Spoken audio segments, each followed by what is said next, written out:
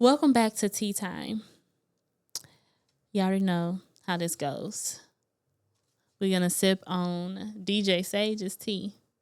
We're going to make sure it's brewed slow. It's like the organic loose leaf tea. You know, we brew it slow. We sip it even slower. Mm-hmm. So we got to make sure that it's healing. But it's also something that you possibly don't even want to talk about. Welcome to Tea Time.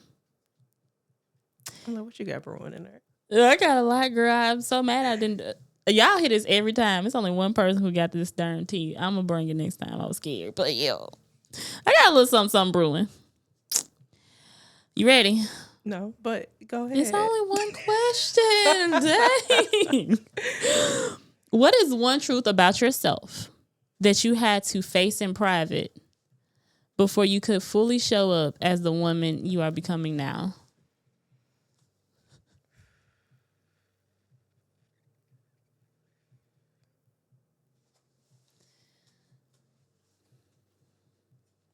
And I feel like maybe we already talked about this truth a little bit. Yeah. Ooh. Feeling beautiful, feeling worthy, feeling confident. You didn't say anything about beauty. You left that out. Mm-hmm. Why?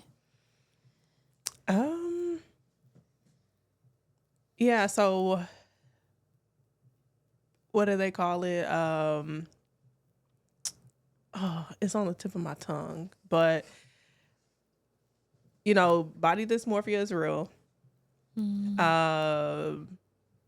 And I've always struggled with that. Always struggled, like, even when I've been at my healthiest, my smallest size, like, not feeling like I, am small enough. Maybe I need to continue to cut back. Maybe I still need to do something to my skin, my face. And not relying on having to hear it from others. So that's something that I've had to work on a lot. And I'm still working on actively. So you feel like beauty is size. Beauty is your face. Beauty is what you look like on the outside and nothing to do with what's on the inside? I know it's both, but it's one thing to be taught something in therapy. It's one thing to be taught something at home. Yeah. And then it's another thing for you to for it to click, for it to not hold you back. You know, we are our worst critics. Mm-hmm.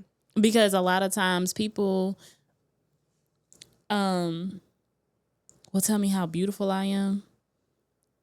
And if you met me when I was 19, 20, baby, I was her.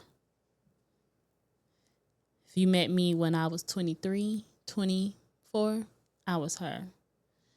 But if you met me from the age of 25 to 30, maybe to even 32,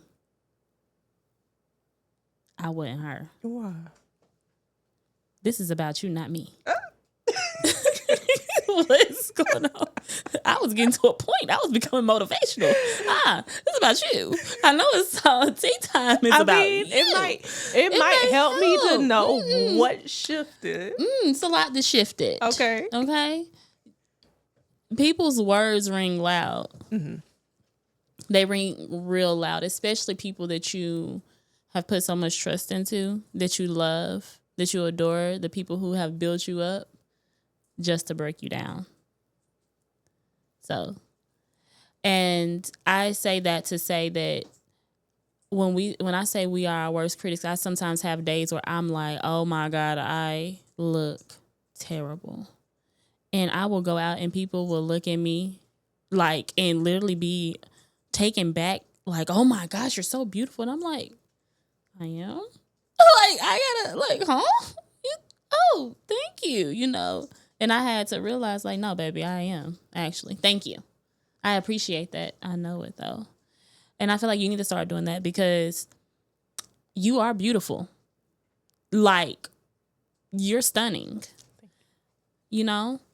And I need you to tell me that you know. I don't need you to tell me thank you. I need you to get into that phase of not to be rude, but I already know that.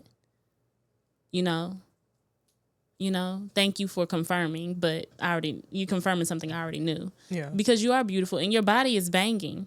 Just like my body is banging, okay? Yours is too. It doesn't, like, you don't have to be small or petite to have a banging body. I used to sit here and think about my height. I'm 5'8" for a woman that could be tall. And I love me some heels. But I also know that my height, it's a lot of people who love them a tall stallion. You know? And I'm like, that's fine. I am tall. Mm-hmm. And it takes a different type of man to stand by me. And to be confident in himself because I'm tall and I'm beautiful. Mm-hmm. And I need you to understand it. It takes a different type of man or person to stand by you and be confident in them. And when you understand it and when you feel that, you'll know how beautiful you are because you are her. Okay. And I am. Look, we're not going to say that. And I am. And I am. And I am. So, you gonna work on that? We are working on it. Yeah. You are working on it currently. What does that look like? Can you tell whoever is watching, tell them what that looks like to help them get started? For me, for one, like affirmations, I will listen to some affirmations in the morning, and even if I'm rushing, in the shower, just put it on, throw your speaker on, and say them out loud. If I am feeling insecure, I start to look in the mirror more now, and I'm like, you know what? You are that bitch. You are that bitch. Mm-hmm. You are fine. You are beautiful. You are beautiful. And if I'm around somebody, who is triggering that insecurity, if they're, telling me, I know I fluctuate with my weight sometimes, but like if you're gonna point it out, like, okay, I'm gonna fall back. Like I don't need to be around you because you're projecting at that point, Yeah. So yeah, just making sure I'm around environments and people who are only conducive to that growth. And if that means losing the opportunity, from being around or from not being around somebody who is not helpful in that's okay, because there's always other doors to be open, right? Yep. And you'll know that door because it's gonna be a big door, and you ain't gonna even have to really put a lot of energy into it being broken down. So I love that. Thank you for answering that question for me. You know what I'm saying? Yeah. Yeah. This was Tea Time with Indy. I hope y'all enjoyed.